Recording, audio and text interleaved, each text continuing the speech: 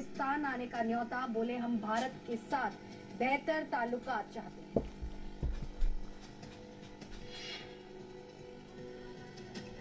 बहराइच हिंसा के आरोपी सरफराज और तालिब एनकाउंटर में जख्मी पकड़े गए। एनकाउंटर के फौरन बाद सीएम योगी को दी गई जानकारी।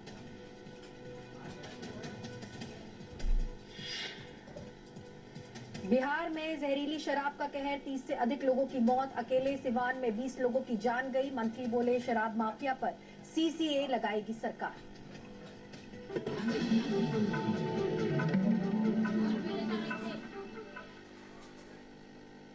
नमस्कार, आप देख रहे हैं एनडीटीवी इंडिया। आपके साथ मैं हूं गीता जोशी और शुरुआत इस वक्त की बड़ी खबर से।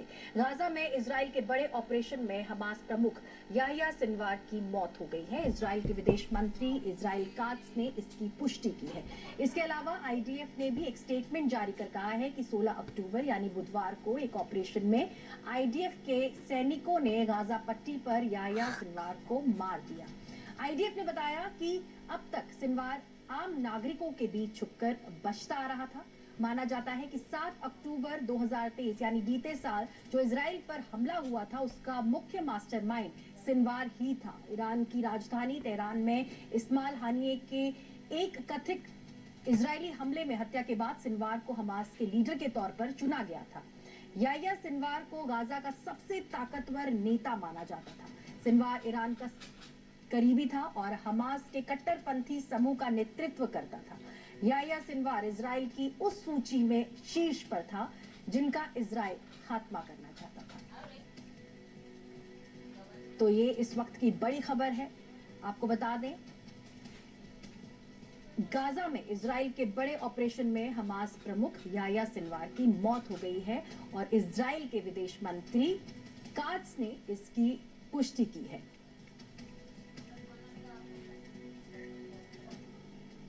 आगे बढ़ते हैं और अगली खबर उत्तर प्रदेश से। उत्तर प्रदेश के बहराइच हिंसा के मुख्य आरोपी सरफराज और उसके सहयोगी को नेपाल सीमा के पास एनकाउंटर करके पकड़ लिया गया है। दोनों को पैर में गोली लगी है और वो अस्पताल में भर्ती हैं।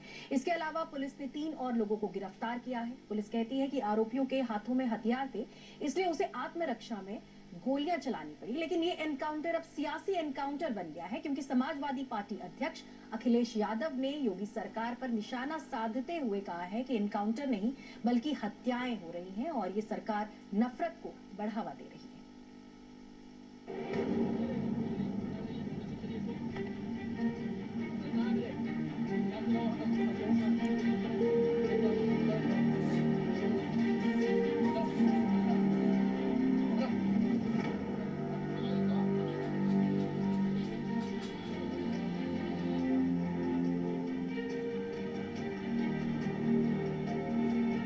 मोहम्मद सरफराज और मोहम्मद तालीम उर्फ सबलू नेपाल भागने की फिराक में थे, लेकिन इस वक्त बहराइच के अस्पताल में पड़े हैं।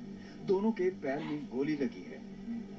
2 व्यक्ति आए थे हमारे यहाँ, जो 2 लोग, एक सरफराज करके नाम है और एक तालिम करके, मोहम्मद तालिम। तो दोनों के, एक के दाएं पैर में एक के बाएं पैर में। क्या स्थिति है सर?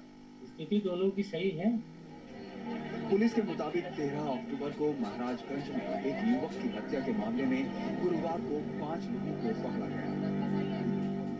मोहम्मद फहीम, मोहम्मद तालीम उर्फ सबलू, मोहम्मद सरफराज, अब्दुल हमीद, मोहम्मद अफजल। बहराइच में युवक की हत्या में इस्तेमाल हथियार की बरामदगी के लिए जब पुलिस टीम गई तो वहां रखे हथियारों से पुलिस पर फायरिंग की गई। जवाबी फायरिंग में 2 को गोली लगी है।